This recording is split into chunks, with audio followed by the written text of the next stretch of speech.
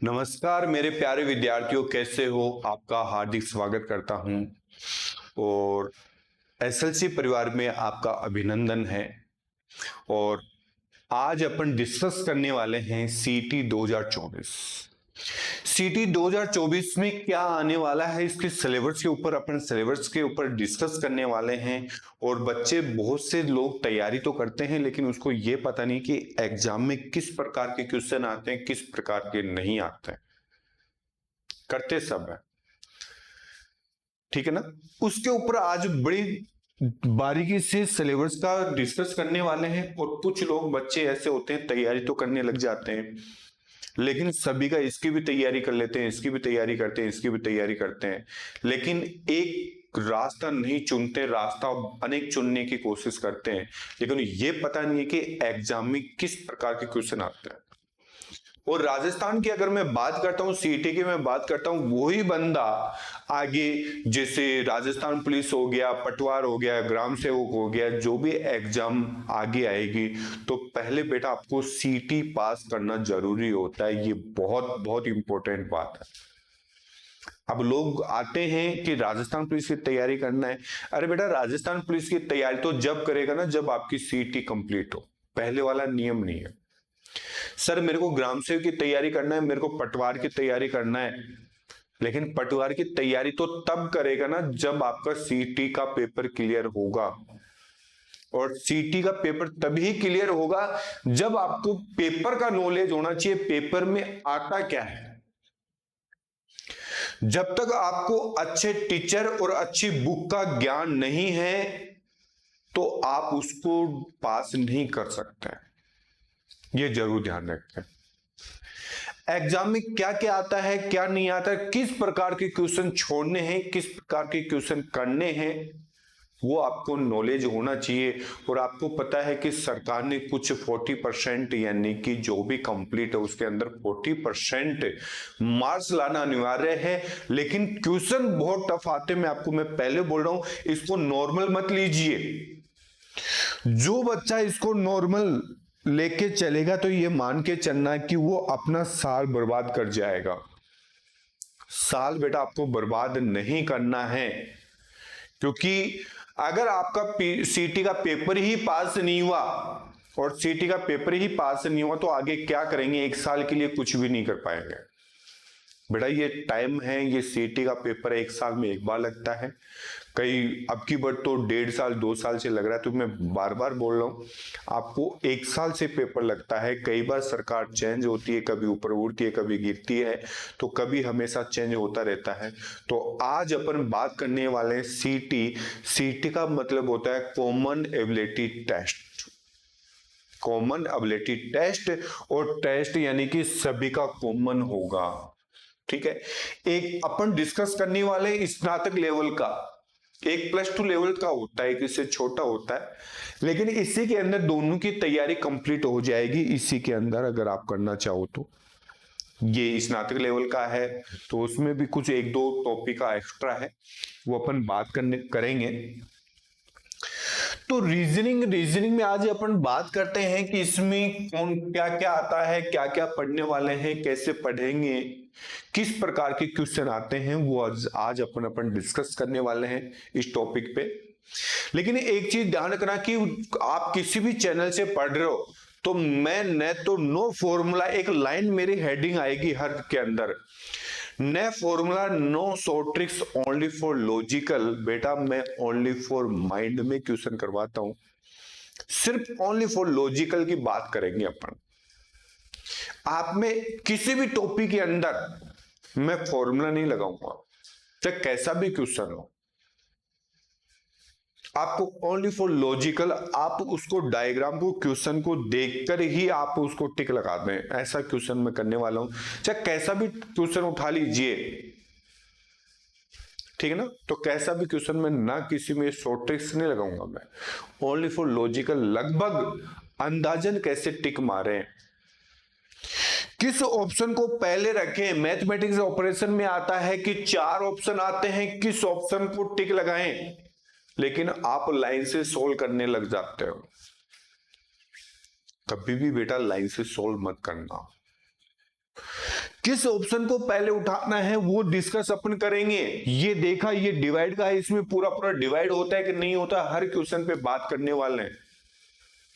और डायरेक्ट अंदाजन कैसे टिक मारे, ब्लड रिलेशन के क्वेश्चन आते हैं, प्लस का अर्थ ये है, माइनस का अर्थ ये है, और लोग उसको बनाने के लिए लग जाते हैं और आपका समय बीत जाता है, आपको पता ही नहीं चलता कि क्वेश्चन कैसे आ रहे कैसे नहीं आ रहे, और कब टाइम बीत गया एग्जाम देते देते आपको यही पता नहीं चलता कि मेरा टाइम कब बीत गया, कब आ रहा है, कब बीत गया। ये ध्यान रखें। मैं आपको विदाउट पेन दावा करता हूं कि सीटी के अंदर एक भी क्वेश्चन आपका बाहर नहीं जाएगा, एक भी क्वेश्चन, और सबसे पहले सोल्व करके आप बैठ जाएंगे कि आप किसी भी अगर चैनल से पढ़ रहे हो तो मैं गारंटी देता हूं कि आप सबसे पहले पूरे के पूरे क्वेश्चन आप सोल्व करके आएंगे। लेकिन आप कंटिन्यू मेरे से जुड़े रहे। मैं कैसे सोल्व करता हूं, चाहे काउंटिंग फिगर का हो, चाहे घड़ी का हो, चाहे कैलेंडर का हो, चाहे सिटिंग अरेंजमेंट हो, आप सर्किल बनाने लग जाते हो। लेकिन आंसर पहले ये देखो ना कि क्या पूछना चाह रहा है। लोग पहले सर्किल बनाएंगे और फिर इसको आंसर देने की स्टार्ट कोशिश करेंगे। अगर वो सर्किल बना के करेंगे, अगर 5 क्वेश्चन पूछता है तो करें ना, लेकिन आपको पूरा कंप्लीट नहीं करना है। पहले क्या पूछा जा रहा है, डायरेक्ट उसी के ऊपर देखो, उस अक्षर के पास में कहां है उसके इधर देखो, और वही अक्षर आप आजू बाजू देखें, पूरा सर्किल नहीं बनाए और डायरेक्ट आपको टिक मार के आगे निकल जाना है। बहुत से क्वेश्चन आएंगे, क्लॉक के अंदर लोग फॉर्मूला लगाने लग जाएंगे और टाइम बर्बाद कर जाएंगे, यानी कि फॉर्मूला 60/11 इंटू बजे, यानी कि ये फॉर्मूला रट जाते हैं, और इसमें बेटा टाइम कितने बर्बाद हो रहा है। टाइम बर्बाद नहीं करना। मैं एक भी फॉर्मूला नहीं लिखाऊंगा पूरी कंप्लीट रीजनिंग के अंदर, गारंटी देता हूं। फॉर्मूले की अपन डिस्कस ही नहीं करें। आपको अंदाजन देखना है। अगर मैं बोलूंगा 4 बजे से 5 बजे, अगर 4 बजे से 5 बजे के बीच में, यानी अतियापन कब बनेगा, समकोण कब बनेगा, लंबवत कब बनेगा, 180 डिग्री का कोण कब बनेगा, 30 डिग्री का कोण कब बनेगा, 60 डिग्री का कोण कब बनेगा, मैं आपको डायरेक्ट सिखाने वाला हूं। मैं बस इतना ही याद होना चाहिए, 4 बजे तक कितनी मिनट होती है, आप बोलेंगे सर 20 मिनट होती है, और 5 बजे तक कितनी मिनट होती है, 25। 20 और 25 के बीच में आपका आंसर आएगा।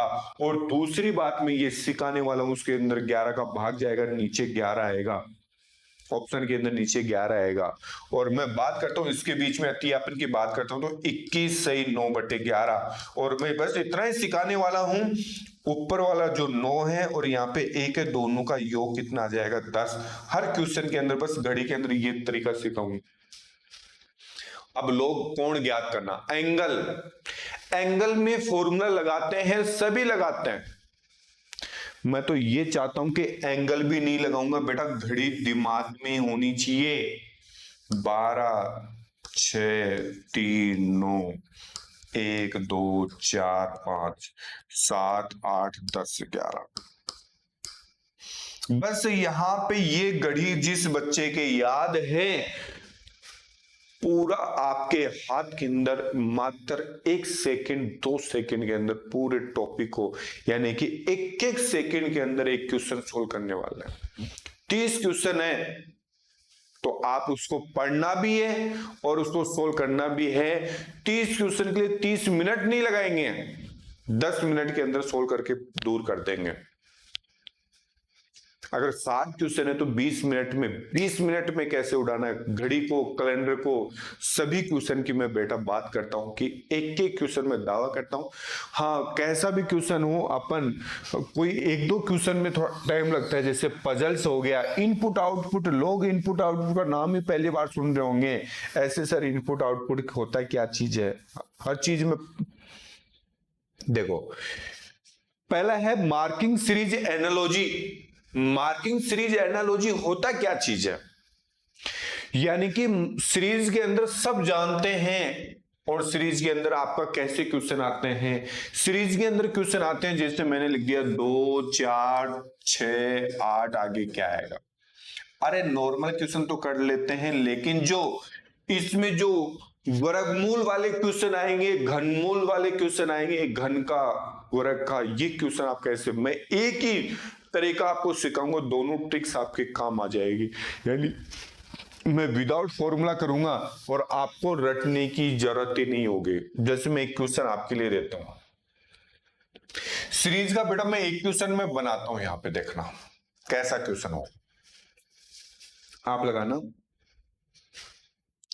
4, ठीक है ना, 8 और 11, देखते हैं कितने लोग कर पाते हैं। 30, ठीक है, 67 और यहां पे पर्सनवाचक चले गया।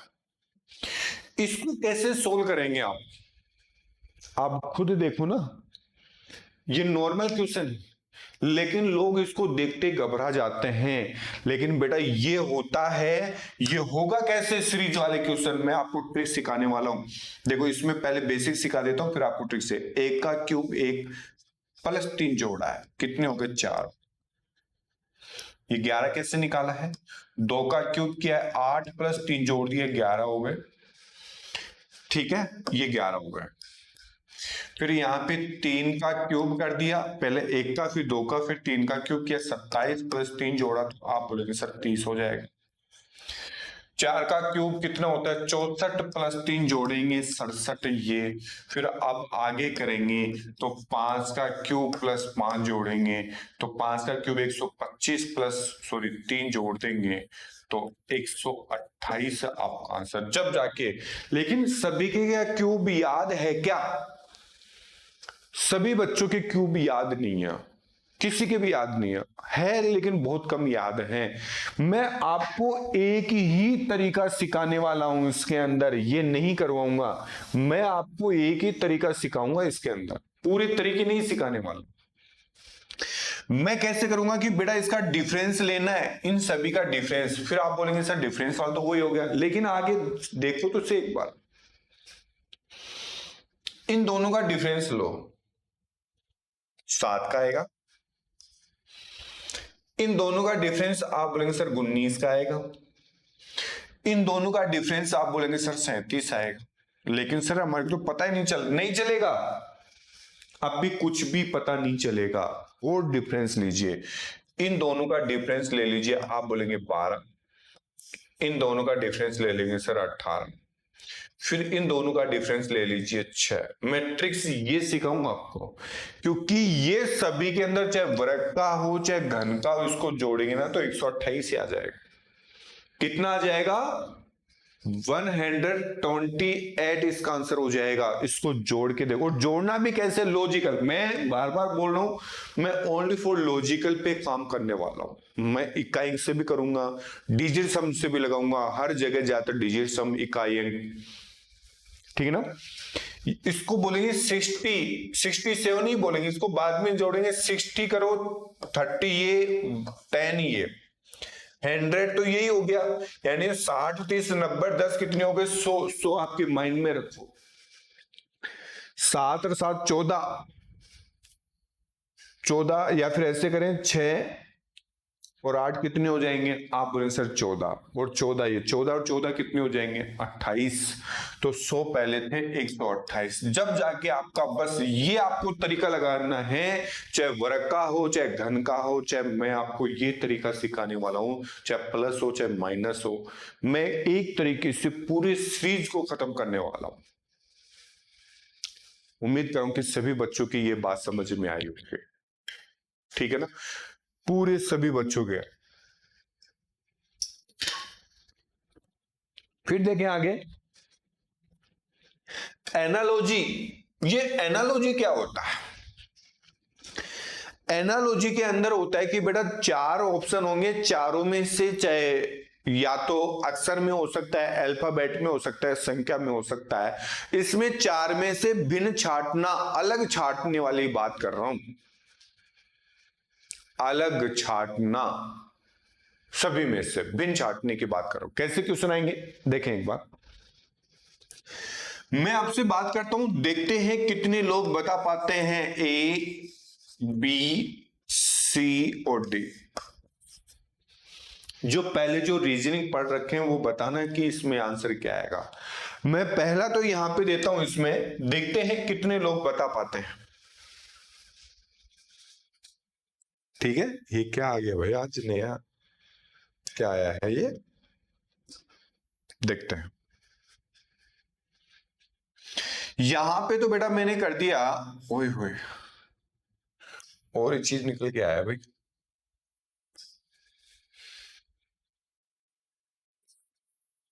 देख, यहां पे तो कर दिया 25, ठीक है, यहां पे कर दिया 52 कर दिया। देखते हैं कितने लोग इसको कर पाते हैं। मैंने यहां पे कर दिया 43 और यहां पे एक मैंने कर दिया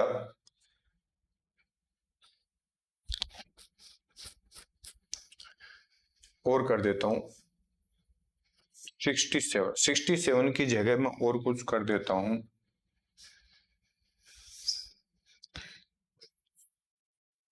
यार इसको कर देता हूं। ठीक है, अब मेरे को बता दीजिए इसमें भिन्न कौन सा है, यानी चारों में से अलग कौन सा है।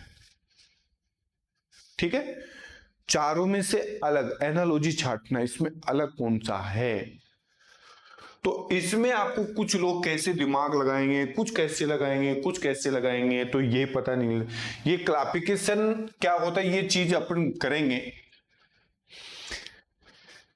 देख, कुछ लोग दिमाग लगाएंगे सर इन दोनों का सम, यानी इन दोनों का योग 7 होता है, 5 से 2 7, यहाँ पे 7, इसका 7, इसका 12 हो गया, तो ये इसके टिक लगा के आ जाएंगे। कैसे आपने अनुमान लगाया कि ये होगा? कुछ लोग वर्ग पे करेंगे, कुछ लोग घन पे करेंगे,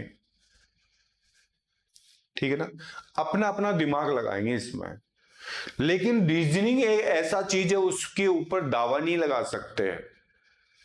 2-3 टॉपिक हैं, आप उसके ऊपर रेट नहीं लगा सकते। पता नहीं उसने एग्जामिनर ने क्या सोचा है, क्या सोच के टिक लग मारा है, अपन अंदाजन नहीं लगा सकता है। अब देखो यहां पे मैं आपको कुछ लोगों का दिमाग लगा होगा यहां पे कि सर ये वर्ग की संख्या है, ये स्क्वायर है, और यहां पे ये स्क्वायर है, ये बाकी तीनों स्क्वायर नहीं है, तो ये भिन्न होगा, ये अलग होगा। सही है बेटा आपका सोचना, हम गलत नहीं बता रहे, लेकिन उसके ऊपर डिपेंड करता है कि उसने क्या सोचा है। पता नहीं ये सोचा होगा। दूसरी बात में यहां पे मैं कर रहा हूं, देखो इसका सम 7 होता है। अब देखो यहां पे इसके मैं बात कर रहा हूं कि ये भी आपका राइट आंसर है। ये राइट कैसे है, देखें एक बार, मेरे को ये बताओ कि ये विषम संख्या, ये विषम संख्या, ये विषम संख्या, ये क्या है? सम संख्या। ये इवन नंबर है। क्या है? इवन नंबर, सम संख्या। तो बोलो ये ओल्ड नंबर है, विषम संख्या, ये सम संख्या, तो क्या ये भिन्न नहीं है? क्या ये राइट आपका आंसर नहीं है? बिल्कुल है, ये भी है और ये भी है। इसके ऊपर आ जाओ। अगर मैं सी ऑप्शन पे जाता हूं तो सर ये एक अभाज्य संख्या, कौन सी संख्या है? अभाज्य संख्या है। सर ये अभाज्य है, प्राइम नंबर है, यानी इसमें किसी का भाग नहीं जाता है। क्लियर है ना? इसमें किसी का भाग नहीं जाता है। इसमें 5 का भाग जाता है, इसमें 2 का भाग जाता है, इसमें 3, क्योंकि 3 का भाग 17, 51 3 बार जाता है, 17 का भी जाता है, 3 का भी जाता है, सॉरी 3 का भाग जाता है, इसमें 19 का जाता है, 17 का नहीं है, 19 का भाग जाता है, 3 का भाग जाता है। तो इसलिए चारों ऑप्शन सही है इसके अंदर। आप किसके टिक लगा के आएंगे, ये बात यहां पे डिपेंड करता है। ऐसा रीजनिंग में कोई नियम नहीं है कि पहले स्क्वायर के ऊपर फिर घन के ऊपर लगाएं, स्क्वायर के प्लस माइनस विषम यानी भाज्य, कुछ भी ऐसा कोई नियम नहीं है इसके अंदर, है ही नहीं। तो किसके ऊपर? वो उसके ऊपर डिपेंड करेगा एग्जामिनर वो क्या सोचता है। ठीक है ना, ध्यान रखें। फिर अगला क्वेश्चन है मार्किंग वाला क्वेश्चन। मार्किंग, फिगर मार्किंग वाला क्वेश्चन कैसे होगा? कोई त्रिभुज पूछ लेगा, आयत पूछ लेगा, इसमें कितने हैं, या फिर मार्किंग वाला क्या होता है, कई प्रकार के क्वेश्चन होते हैं। जैसे मान लो एक सर्किल बना देगा, इसको 4 भागों में बांटेगा, 3, 4, 5 यहाँ पे प्रश्नवाचक चिन्ह, जिसको अपन बोलते हैं मैट्रिक्स। क्या बोलते हैं? मैट्रिक्स भी बोल जाते हैं। क्लियर है ना? इसमें और क्लासिफिकेशन में भी वही क्वेश्चन आते हैं, यानी कि वो बिन छाटने वाले 4 हैं। या फिर एनालॉजी, और ये दोनों एक ही प्रकार के टॉपिक हैं, ये दोनों अलग अलग नहीं है, एक ही प्रकार के हैं। या फिर बोल देगा इसका संबंध इससे है तो इसका संबंध किससे होगा, तो आपको 4 ऑप्शन दे देगा। तो इसमें भिन्न छाटने वाला भी हो सकता है, इसमें इस प्रकार के, इसका संबंध इससे तो इसका संबंध किससे होगा। ठीक है। फिर अगला क्वेश्चन है अल्फाबेट टेस्ट। इसमें एबीसीडी आपकी याद होनी चाहिए पूरा कंप्लीट, और इसके अपोजिट हैं वो भी याद होनी चाहिए। और आपको वोवेल्स एंड कॉन्सोनेंट भी आपकी याद होनी चाहिए, स्वर और व्यंजन भी आपकी याद होनी चाहिए, मुख जबानी याद होनी चाहिए। अल्फाबेट में वही बंदा जल्दी करेगा जिसके अल्फाबेट में ये एस कितने नंबर पे आता है, डब्ल्यू कितने नंबर पे आता है, पेन चलाने की जरूरत नहीं होगी आपको। डायरेक्ट चाहे कितना ही बड़ा क्वेश्चन क्यों ना हो, अपन विदाउट पेन सोल्व करेंगे अल्फाबेट में। कुछ लोग कैसे करते हैं, कुछ लोग, आप देखना जिस दिन ये क्लास स्टार्ट, जैसे नेक्स्ट कल से अगर आपकी स्टार्ट होगी सीटी का पेपर के अकॉर्डिंग अपन आपको तैयारी करवाएंगे। आपको पेन चलाने की जरूरत नहीं होगी बेटा, पेन चलाने की जरूरत नहीं होगी, और डायरेक्ट आपको mind set only for logical, कोई ट्रिक्स नहीं बताने वाला हूं मैं यहाँ पे। देखते ही आंसर अंदाजन कैसे टिक मारे, कैसे करना है कैसे नहीं करना, वो चीज अपन इसमें पूरा डिस्कस करेंगे। ठीक है ना। पैसेज एंड कैलकुलेशन में देखो, इसमें क्या होता है, आपकी जो पहेली होती है ना, पहेली जिसको पजल्स बोलते हो, और जिसमें प्लस माइनस वाली चीजें ना आते हैं, वो पूरे कंप्लीट इसी में होते हैं। एक होता है 100% आता है ब्लड रिलेशन, यानी कि रिश्तेदारी का जो टॉपिक के बात करेंगे, यानी कि ये पिता है, ये इसकी माता है, ये इसका भाई है, ये इसका बहन है। ऐसे क्वेश्चन बहुत ज्यादा आते हैं। जैसे मैं आपको एक क्वेश्चन देता हूं, देखते हैं कितने लोग कर पाते हैं ब्लड रिलेशन की। अगर मैं बात करता हूं, मैंने एक क्वेश्चन लिखा है यहां पे, मैं बात कर रहा हूं यहां पे, देखते हैं क्वेश्चन। एक संयुक्त परिवार में एक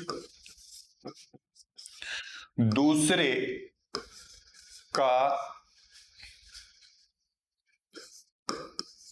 बेटे का बाप,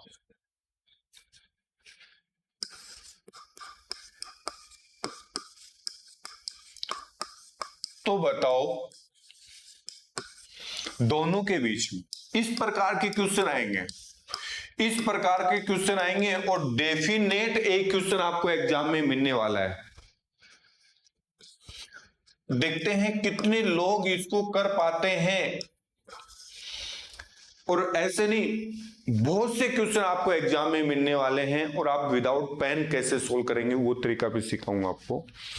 एक संयुक्त परिवार में एक दूसरे का बेटे का बाप है, तो दोनों के बीच में, अब देखो लोग क्या क्या सोचेंगे पता नहीं, आप भी क्या क्या सोचेंगे, कैसे करेंगे, उसके ऊपर आज डिस्कस करेंगे हर बात में। जैसे ये एक है, ये दूसरा है, ये पहला व्यक्ति है, ये दूसरा व्यक्ति है, यहाँ पे ए है, यहाँ पे बी है, ये स्त्री है, ये पुरुष है, नहीं पता, ये स्त्री पुरुष है, ये नहीं पता। दूसरे का बेटा, ये बी है, बी का यानी दूसरे का बेटा मैं मान लेता हूं सी। अब बेटा किस किस का होता है बेटा? बेटा या तो माता का बेटा होता है या फिर पिता का बेटा होता है, दोनों में से एक का कहलाता है दूसरे का बेटा। अब स्त्री है, ये पुरुष है, ये पता नहीं, दूसरे का बेटा, या तो माता का बेटा हो गया पिता का बेटा, दूसरे का बेटा, बेटा का ये क्या है बाप, ये हो गया पिता। ये क्या हो गया, पिता। एक है दूसरे का बेटा, बेटा का ये क्या है, बाप है। तो बताओ दोनों के बीच में अगर ये इसका बेटा, ये इसका पिता है, तो अब ये भी इसका भी बेटा और इसका बेटा, तो इन दोनों का बेटा ये पिता है, तो ये इसकी क्या होगी, माता। तो दोनों के बीच में क्या संबंध होगा, क्योंकि ये इसका पिता और ये इसकी माता, तो दोनों आपस में क्या लगेंगे, पति पत्नी। क्या लगेगी, पति पत्नी। इस प्रकार के क्वेश्चन आएंगे, बहुत से क्वेश्चन आएंगे। तो मैं दावा करता हूं कि एक भी क्वेश्चन बेटा आपका एग्जाम में बाहर नहीं जाने वाला, एक भी क्वेश्चन। फिर है कोडिंग रिकॉर्डिंग।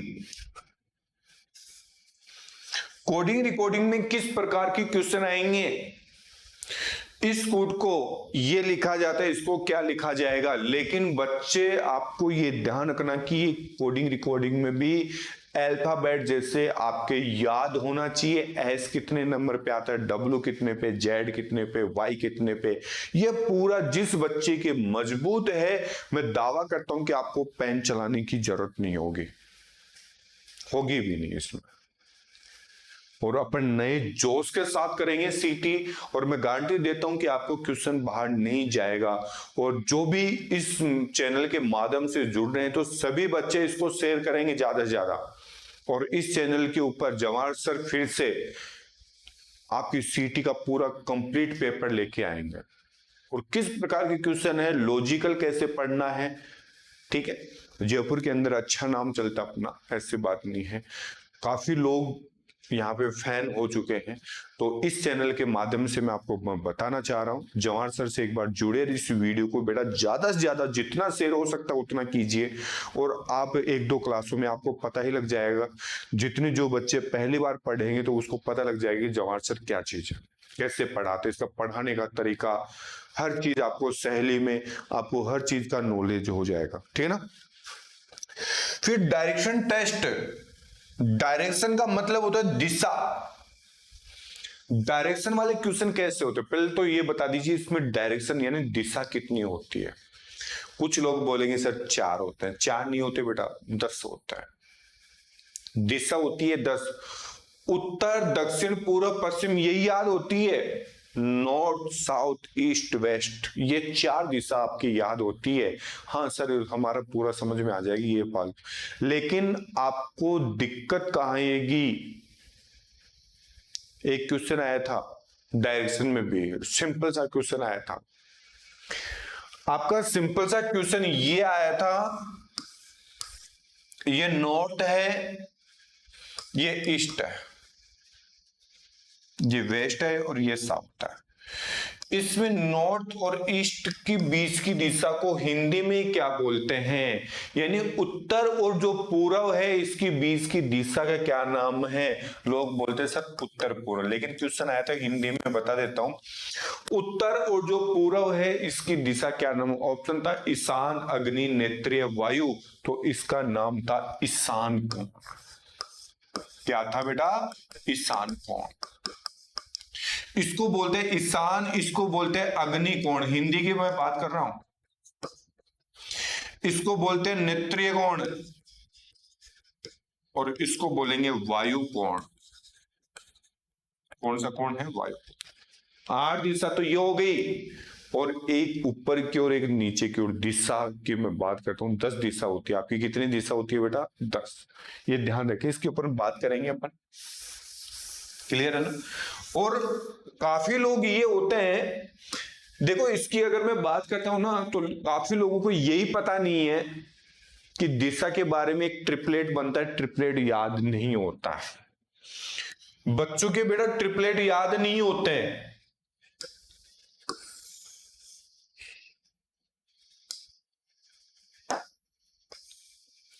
काफी बच्चों के है ना ये ट्रिपलेट याद नहीं होता है। ये अगर मैं इस ट्रिपलेट की अगर मैं बात करूंगा ना, मैं चाहे कैसा भी क्वेश्चन हो, मैं हर डायरेक्ट विदाउट पेन सोल्व करवाऊंगा। जैसे मैंने यहां पे लिखा 20,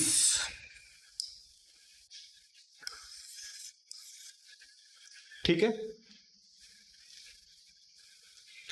यहां पे लिखा मैंने 15, तो यहां पे क्या आएगा, आप लोग इसको बनाते रहेंगे, करते रहेंगे, बनाते रहेंगे। मैं जितना जो एवर कटता है उसको काटे, 5 से काटेंगे कितना हो जाएगा 4, 5 से काटेंगे 3, 3 है, यहाँ पे 4 है, तो यहाँ पे कितना आता है 5। ये कितने गुणा है 5 गुणा, ये भी 5 गुणा, तो इसको 5 से करेंगे तो बेटा कितना आ जाएगा 25। लेकिन ऐसे किया तो फिर क्या किया, विदाउट पेन होना चाहिए बेटा। ऐसे नहीं कि आप ये ट्रायंगल बना रहे हो वैसे कर रहे हो, ये इतना किलोमीटर जा रहा है, इतना किलोमीटर जा रहा है, ऐसे कभी एग्जाम में नहीं करना आपको। मैं पहले बोल रहा हूं जो बच्चा ऐसे करेगा कोई मतलब नहीं है, ठीक है ना।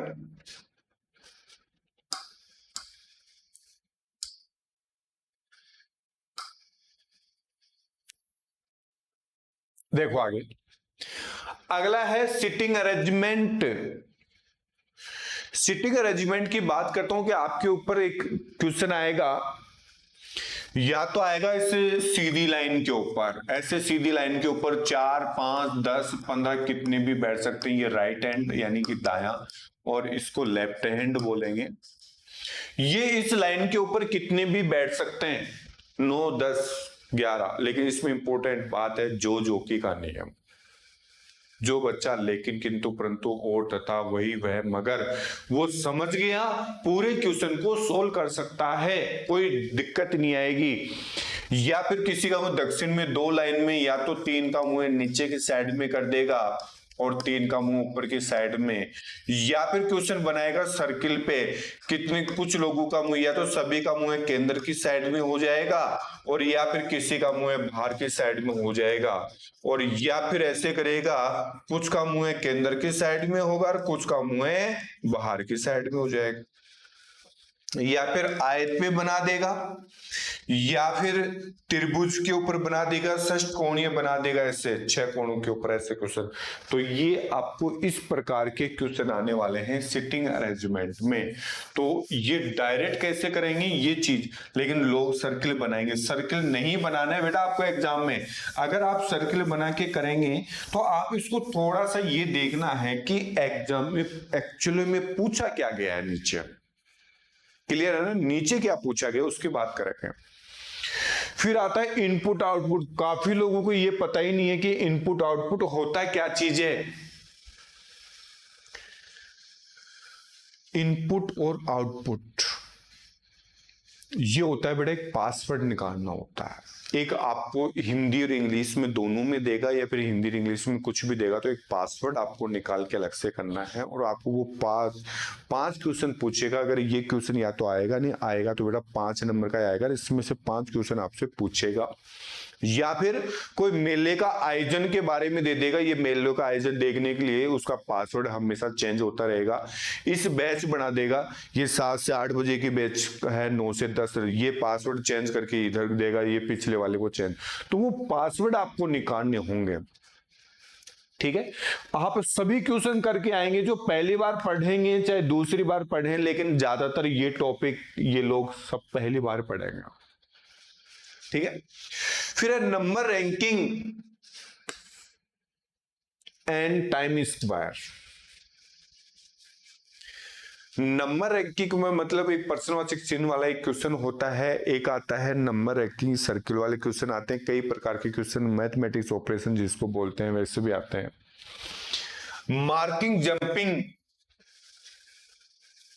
ये तो लोग भी पहली बार सुन रहे कि सर ये टॉपिक क्या होता है। जैसे उस प्रकार के क्वेश्चन आएंगे जैसे गाय बैल, या फिर जैसे किसी व्यक्ति के पास में इतनी गाय इतनी मुर्गी हैं तो गाय गिनते तो ये है, पैरों की संख्या यही, ऐसी इसी प्रकार के क्वेश्चन आपके आने वाले हैं। लॉजिकल अर्थमेटिक और वर्ड्स, यानी कि लॉजिकल का मतलब कैसा भी क्वेश्चन बना सकता है इसके अंदर। लॉजिकल का जहां पे नाम आते ही समझ जाना रीजनिंग पूरी कंप्लीट आ गई वहां पे, ठीक है। इंटिंग द मिसिंग, यानी कि आपको मिसिंग नंबर, वो सभी वही टॉपिक हैं जो पहले थे, और इसके अंदर कागज काटना भी आता है, मोड़ना भी आता है। जैसे इसमें आपने बोला होगा कि सर घड़ी नहीं दिया, तो घड़ी कैलेंडर, जो जहां पे लॉजिकल की बात आ गए ना वो पूरे टॉपिक कंप्लीट आ गए वहां पे, कागज वर्बल एंड नॉन वर्बल दोनों पढ़ने वाले हैं अपन, दोनों की बात करेंगे। वर्बल भी चलेगा और नॉन वर्बल भी चलेगा, ठीक है। तो बेटा इसको बड़े जोश के साथ पढ़ेंगे और मैं गारंटी देता हूं कि एक भी क्वेश्चन आपका बाहर नहीं जाएगा यहां से, एक भी क्वेश्चन। लेकिन आपको रेगुलर जुड़ना है, लगातार अपन करेंगे और एक भी दिन क्लास मिस नहीं होगी। जिस दिन क्लास मिस होगी उससे एक दिन पहले आपको बता देंगे। मेरा जो टाइमिंग रहेगा वो लाइव क्लास का जो टाइमिंग रहेगा बेटा, इवनिंग में 7 से 8 बजे, यानी कंटिन्यू अपन इसको लाइव पढ़ने वाले हैं। किसी बच्चे के कोई भी डाउट है तो अपन आराम से धीरे धीरे धीरे धीरे अपन पढ़ने वाले हैं। क्लियर है ना? तो ये ध्यान रखें। तो अपन मिलते हैं नए सिरे के साथ, नए जोश के साथ। तो ये बेटा सीटी का अपन एक सिलेबस का थोड़ा बहुत डिस्कस जारी किया है, तो उम्मीद कर रहा हूं कि सभी बच्चों के समझ में आ गया होगा। और इसको मैं पूरा यूट्यूब के ऊपर पूरा फ्री पढ़ाने वाला हूं। जितने बच्चे जितने ज्यादा जोड़ सकते हैं, जवाहर सर ऑफलाइन नहीं ऑफलाइन में ही पढ़ाते थे, ऑनलाइन में भी आ चुके हैं। तो जो भी ऑफलाइन में मैंने बहुत से बच्चों का सिलेक्शन दिया है, ठीक है। तो जवाहर सर के साथ में जुड़ना है तो किस प्रकार के क्वेश्चन चाहे आप किसी से पढ़ रखा हो, कैसे भी किसी भी टीचर से मेरे को मतलब नहीं है, लेकिन एक बार जो बच्चा पढ़ गया ना तो मैं गारंटी देता हूं एक भी क्वेश्चन बाहर नहीं जाएगा यहां से, ये जवाहर सर का वादा है। तो उम्मीद कर रहा हूं कि सभी बच्चों के जितने भी आज अपन डिस्कस किए सभी बच्चों के समझ में आ गया होगा। तो जय हिंद, थैंक यू, धन्यवाद बेटा।